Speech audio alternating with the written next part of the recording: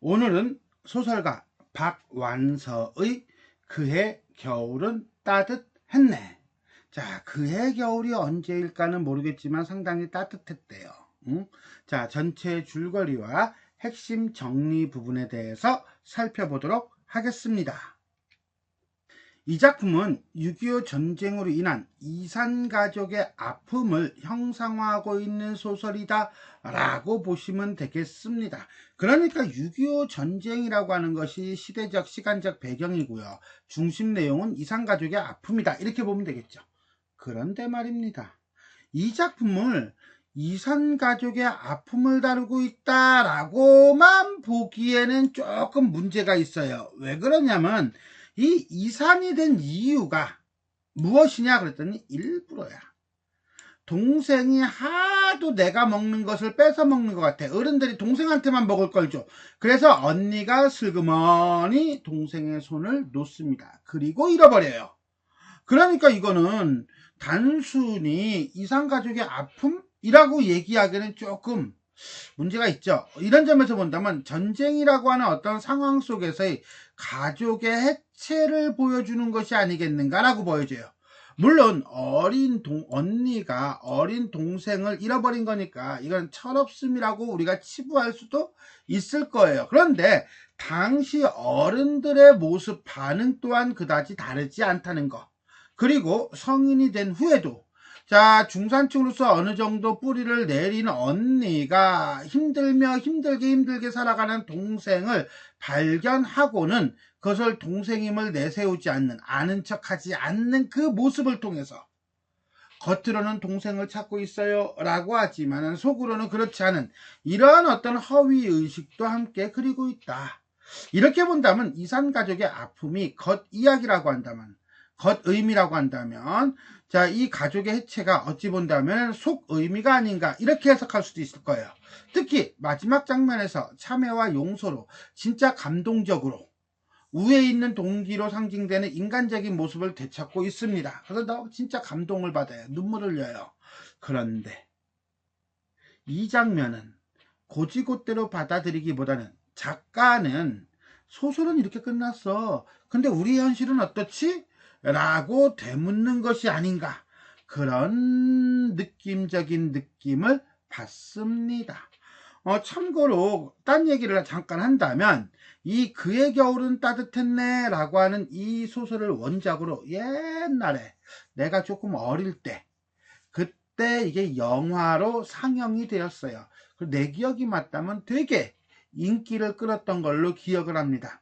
왜냐면은 이 배우들이 그 여성 배우들이 여배우들이 레전드예요. 당시 진짜 레전드인 여배우들이 주인공으로 했거든요.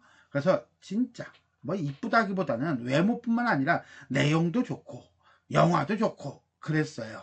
그러면 그 어린 나이에 내가 극장 가서 봤냐고? 그럴 리가 없죠. 나중에 텔레비전으로 봤죠. 자, 그럼 우리가 이제 다음으로 넘어가도록 하겠습니다. 자, 이 소설은 우리가 이제는 뭐 자습서라든가 교과서, 교사용 지도서 뭐 이런 데서 살펴보다 보면은 이게 이제 5단계 발단 전개 위기 절정 결말로 보기보다는 발단 전개 절정 결말로 보는 것도 있어요. 그러니까 이게 우리가 이제는 내신 준비 내지는 시험 준비를 할 때는 학교에서 발단 전개 위기 절정 결말이라고 하는 5단계로 받느냐 아니면 발단 전개 절정 결말로 본 4단계로 받느냐에 따라서 선생님들의 설명이 조금씩은 달라질 수 있습니다. 그 부분 참고하시고요. 나 같은 경우 이 영상에서는 발단 전개 위기 절정 결말이라는 5단계로 끊도록 하겠습니다. 요거 미리 말씀드립니다. 자, 도입 부분 발단이죠. 발단 부분이에요. 도입이라고 썼지 왜? 자, 145태 때 피난길에서 수지는 이 수지가 바로 언니예요. 언니 해지에서 얘기했던 동생 오목이 원래는 수인이라는 이름이 호적상의 이름이고요. 부를 때는 보통 오목이 이렇게 불렀어요. 옛날에는 그렇게 아명이 따로 있었습니다. 5살 된 동생 오목이의 손을 일부러 놓는다. 그래서 이산이 된다는 거죠. 자, 조금 더 구체적으로 본다면 6.25 전쟁 당시 7살이었던 수지는 가족들과 함께 피난길에 오른다. 수지는 여동생에게 항상 양보해야 하는 것이 싫어서 오목이가 갖고 싶어하는 무엇을 음표주박이죠. 자, 요거 체크할게요. 음표주박을 주는 대신 고의로 일부러 의도적으로 오목이의 손을 놓습니다. 이걸 어릴 때 철없음이라고 우리가 치부할 수도 있기는 있어요. 전기문 봅시다. 전쟁이 끝나고 중산층으로 살던 수지는 고아원에서 동생 오목이를 찾기는 찾았어요. 그런데 자신의 옛날 애인이었던 인재가 오목이와 만난다는 사실을 알고, 근데 이 인재라는 인물이 영 인간 말종이에요. 안 좋아. 그래서 이 인재는 부정적인 인물입니다. 어쨌거나 간에 둘 사이를 갈라놓고 끝끝내 자신이 언니라는 사실을 밝히지 않아요. 자, 여기서 우리는 좀 전에 발단 부분에서 도입이라고 썼던 발단 부분에서 우리가 어려서 라고 생각할 수도 있겠지만 이거는 어려서 라고 생각하기는 무리가 있죠. 이거는 어린 것이 아니에요. 그죠? 이거는 어떻게 본다면 나쁜 거예요. 자, 내용을 좀 더 구체적으로 봅시다. 수지와 수철이는 오빠예요. 수지가 이제는 언니고요. 아버지의 유산 덕분에 번듯하게 살아갑니다. 그 후 아버지가 남긴 부동산 덕분에 오빠 수철은 어엿한 중산층의 가장이 되고, 수지는 수철의 덕으로 좋은 남편을 만나 결혼합니다. 그러니까 어느 정도 뿌리를 잡았죠. 반면에 여동생에 대한 죄책감으로 괴로워하던 수지는 어느 고아원에 동생과 같은 이름의 소녀가 있음을 알고 가끔 찾아갑니다.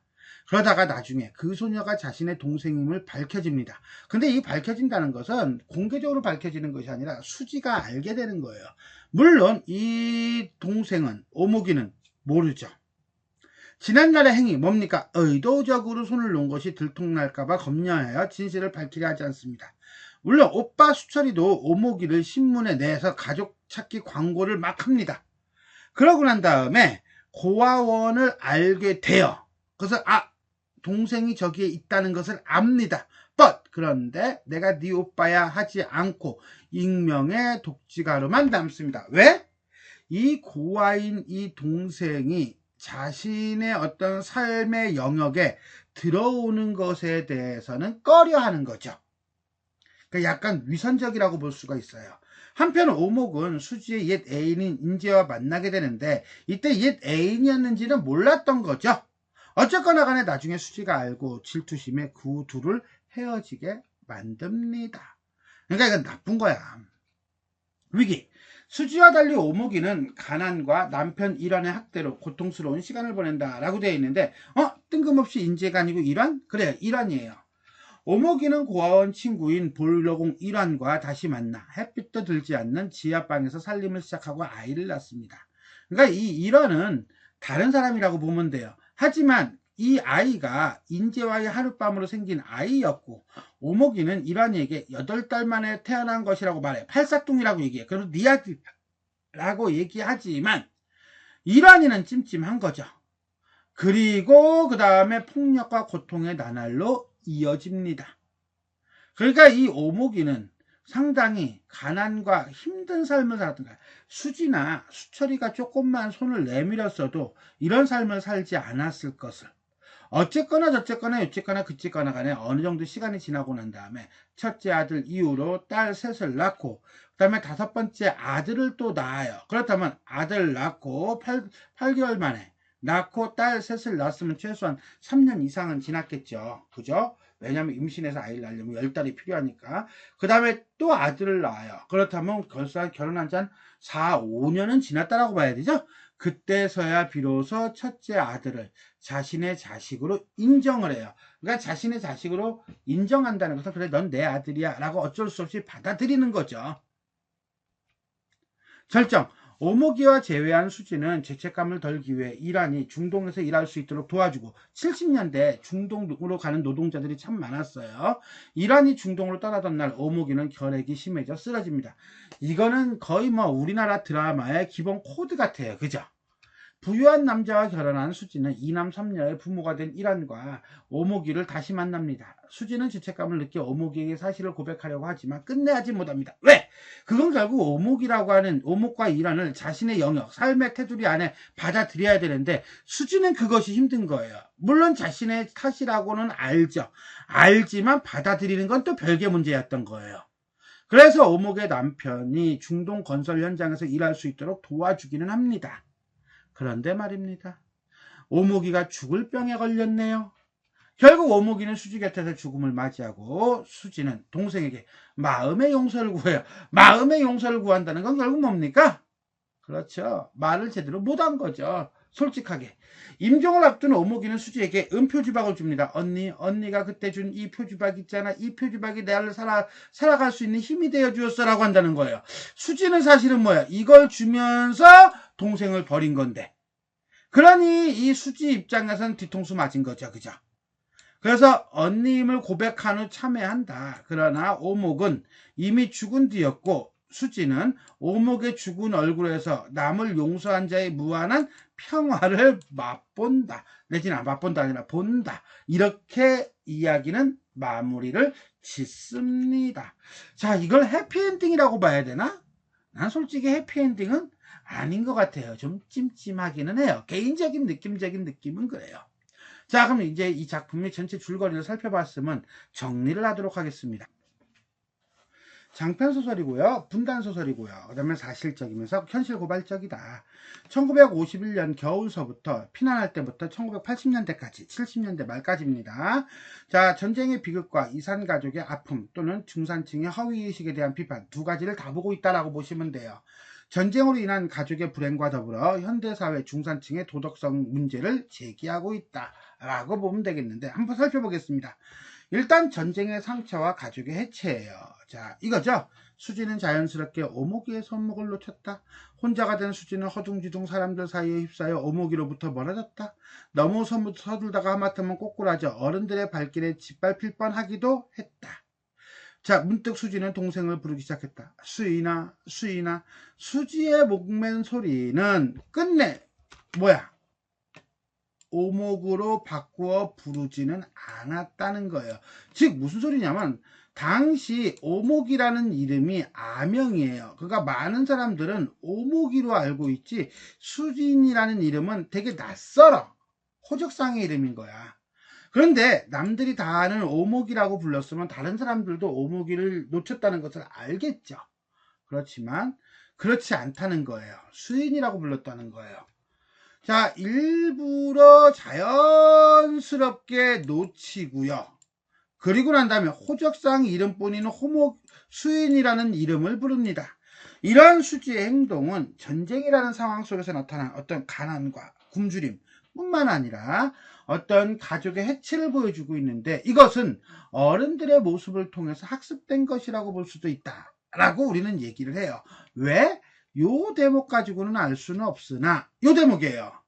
자, 오목이 고년 잘 없어졌지. 걸리기에도 업고 가기에도 참 반지 빠른 나이거든 이라고 얘기한단 말이에요. 이게 무슨 소리냐 그러면 5살이란 나이는 걸릴 수도 업을 수도 없는 애매한 나이라는 의미인데 이것은 결국 뭐야?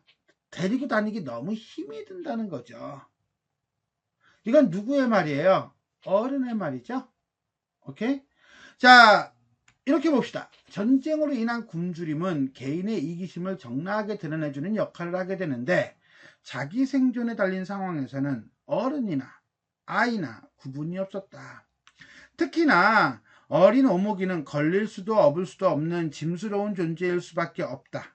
그래야 수지는 어른들과 자신이 공범자라고 느끼게 되고 인두겁을 쓴 짐승일 수밖에 없으며 더 이상 가족이라는 의미는 존재하지 않게 되는 것이다.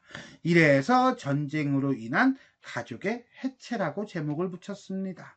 그러면 이때는 그렇다 치자 이거야. 그러면 80년대로 왔을 때 70년대 80년대로 왔을 때는 어떠냐. 이제 수철이 봅시다. 수철이는 오빠죠. 실질적인 가장 노릇을 해요. 그 다음에 제일 먼저 한 일은 6.25 때 잃어버린 누이 동생 오목이를 찾는 거예요. 그래서 신문 광고도 내고 고아원도 사람을 시켜서 수소문을 하고 기타 등등등 해요. 그래서 주위에서는 그를 착한 마음을 가진 사람이라고 칭송이 자자합니다. 그런데 말입니다.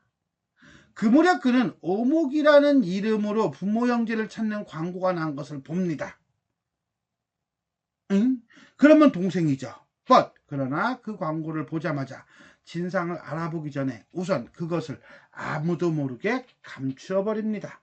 즉 수철이가 동생을 찾으려고 일생 난리를 친 것은 한마디로 칭송을 얻기 위한 거죠. 동생 때문이 아니었던 거예요. 이런 점에서 본다면 자신의 평판과 안위를 중시하는 위선적인 인물이다 라고 볼 수가 있는 겁니다. 한 번 더 보겠습니다.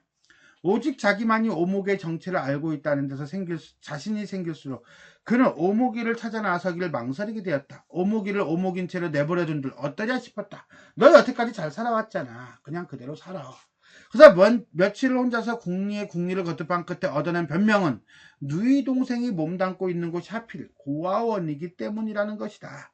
고아원이기 때문에 고아로 자랐으니까 어쩔 수 없어. 받아들일 수 없어. 이게 무슨 개벽도 같은 소리야. 고아로 살까봐, 부모 없는 아이로 살까봐 찾는다며. 그런데 고아이기 때문에 받아들일 수 없대.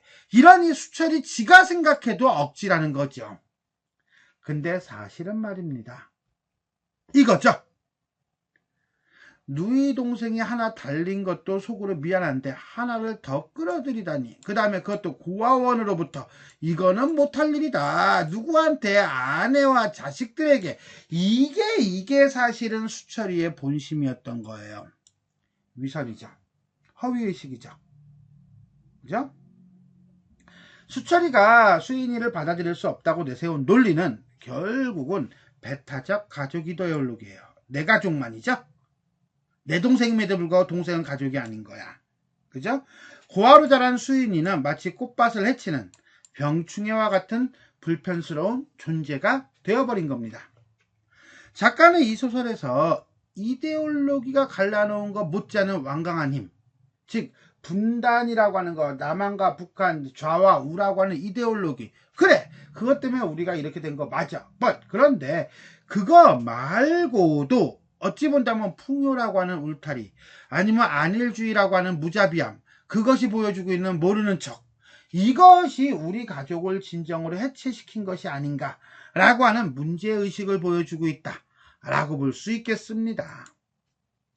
다음에 소재를 통해 주제의식을 상징적으로 드러내고 있다라고 했는데, 이 소재라고 하는 건요, 자, 요거예요. 사실은 은표주박이에요. 자, 여기 볼까요? 언니, 내 말 안 끝났어. 요 대목은요, 결말 부분에서, 자, 수인이 오목이가 유언을 남기는 장면이에요. 내가 먼저 말할 테야. 나에게는 시간이 없으니까. 내가 고아가 되기 전부터 내가 지녀온 유일한 물건이거든. 난 이걸로 내 정체를 어떻게든 건져 올려보려고 무진장 애썼지만 허사였어. 내 아이들. 그러면서 건네준 것은 은표주박이었다. 어쩌면 수지가 지금 꺾고 있는 것은 무릎이 아니라 이기로만 일관해온 그녀의 삶의 축이었다. 마침내 그것을 꺾으니 한없이 겸허하고 편안해지면서 걷잡을 수 없이 슬픔이 밀려왔다. 오목아, 아니 수인아, 넌 오목이가 아니라 수인이야. 내 동생 수인이야.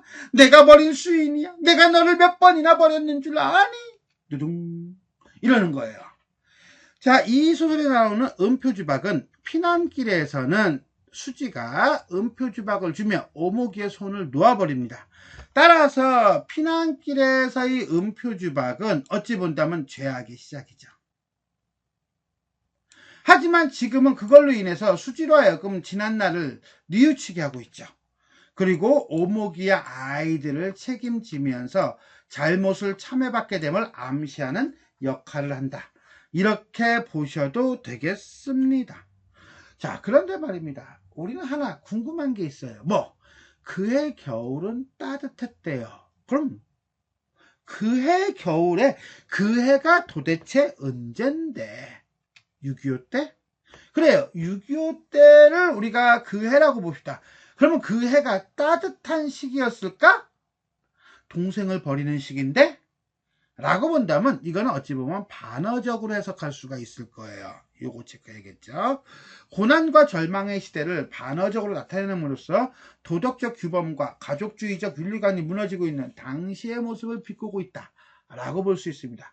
자, 그런데 이 그 해를 6.25가 일어나던 때가 아니라고 한다면 언제?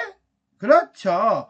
마지막 결말이 나오고 있는 1980년대 수지가 오목이에게, 수인에게 진정으로 참여하던 그 시절이라고 본다면 결국 가족 공동체의 모습을 회복하는 시기이다 라고 봐야 될 거예요. 이런 점에서 본다면 이 장면을 따스하게 바라보는 작가의 시각이 녹아있다 라고 보면 돼요. 그러면 앞에 게 맞을까요? 뒤에 게 맞을까요? 이거는요, 이 작품을 다 읽으면 이 작품의 마지막에 소제목이 있어요. 중간중간에 제목이 붙거든요. 그 제목이 뭐냐 그러면 부드러운 겨울이에요. 그 부드러운 겨울임을 본다면 그때는 내가 생각할 때는 이게 맞는 것 같기는 해요. 자, 이렇게 해서 우리는 박완서의 그의 겨울은 따뜻했네에 대해 살펴보았습니다. 자, 지금까지 내용이 도움이 되셨다면 좋아요와 구독 버튼 눌러주시고요. 알림 설정 부탁드리겠습니다. 수고하셨습니다.